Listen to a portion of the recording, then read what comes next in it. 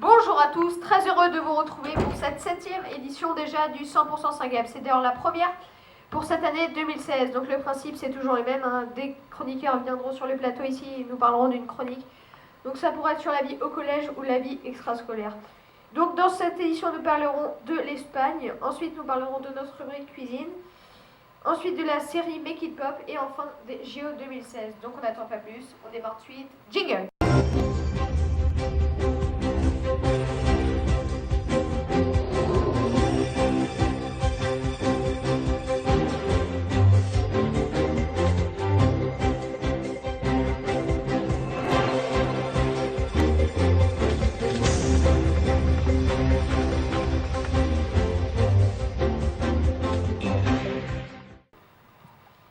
On démarre donc cette 7e édition avec l'Espagne et pour cela nous accueillons Juliette et Marie.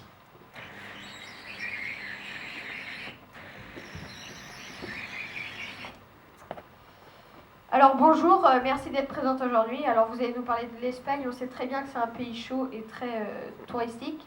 Alors pour commencer, quelles sont les différentes langues parlées en Espagne?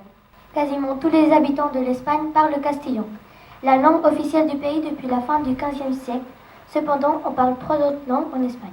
Le basque de les provinces basques et en Navarre, le catalan en Catalogne et le galicien au Galice.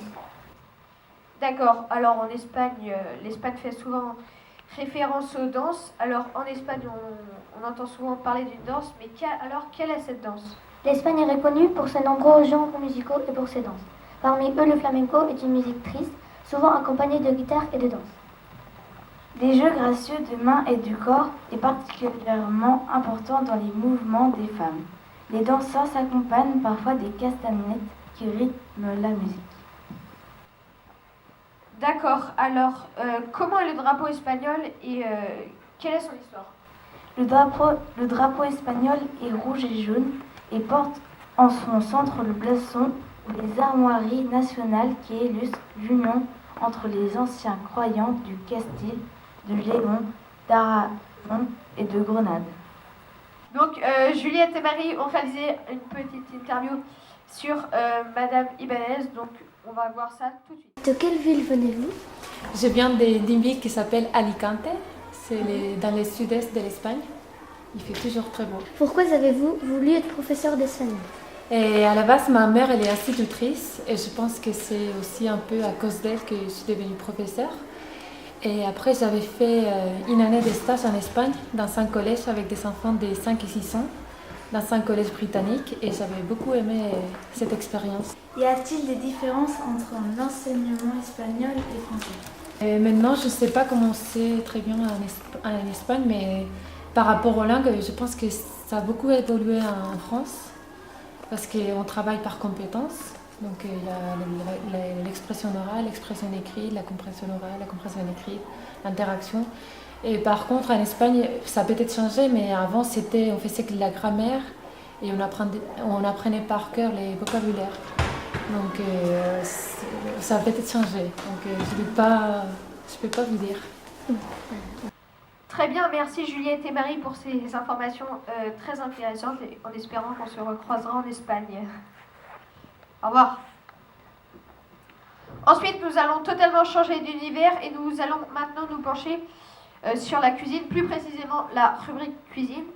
Et pour cela, nous accueillons Loïsa et Cassandre.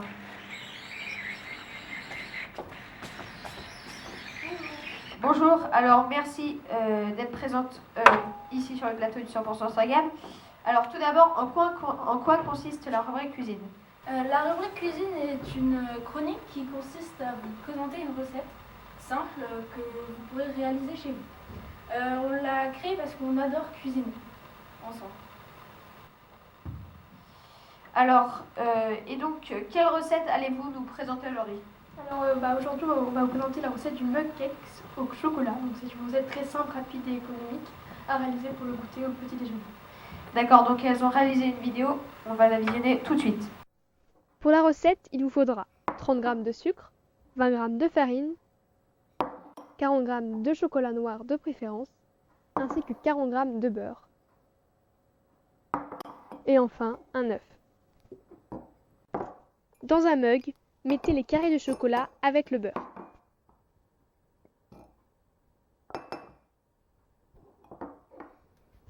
Ensuite, faites fondre 30 secondes au micro-ondes.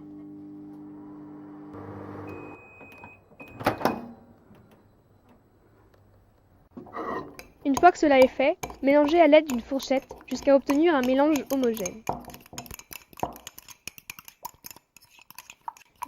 Ajoutez-y le sucre, puis l'œuf.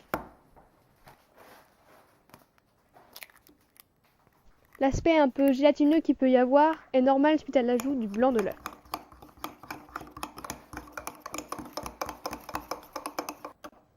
Incorporez ensuite la farine. Surtout, n'oubliez pas d'enlever la fourchette. Ensuite, cuisez de nouveau 1 minute au micro-ondes.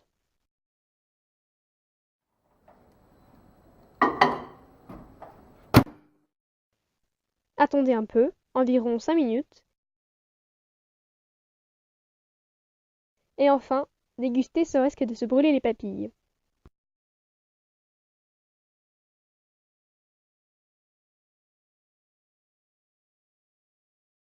Donc, pour conclure cette 7e édition du 100% Sagab, nous allons parler de sport. Donc, comme vous savez, Rio accueille les JO en 2016 et pour cela, nous accueillons Alexandre et Andreas.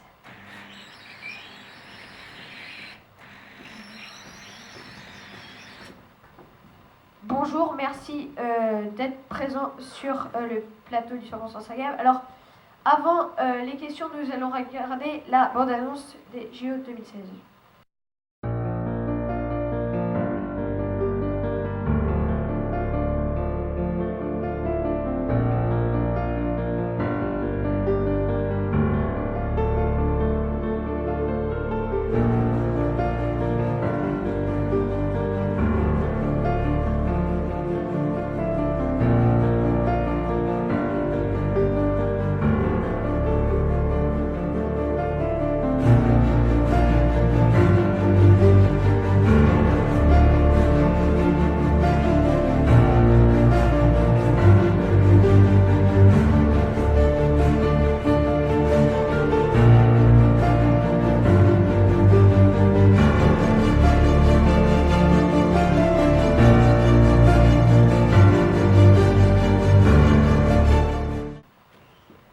Alors, pour commencer, où et quand se déroulent les Jeux Olympiques?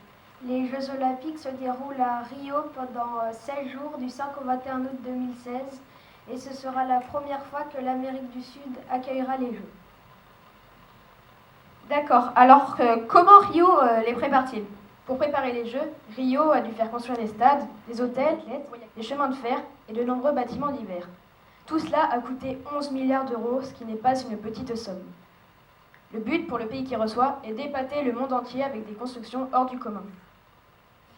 D'accord. Alors, qui peut participer aux Jeux Olympiques?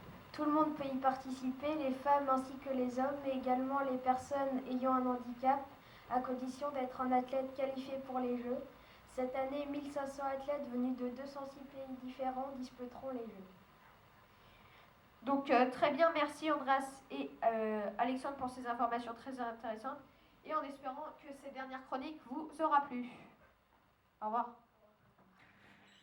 C'est donc sur les Jeux Olympiques que l'on clôture cette 7e édition du 100% Sagab en espérant qu'elle vous aura plu. Nous vous donnons rendez-vous pour de prochaines éditions et de prochaines vidéos sur le site. Merci pour votre fidélité et à bientôt, j'espère, pour un prochain 100%.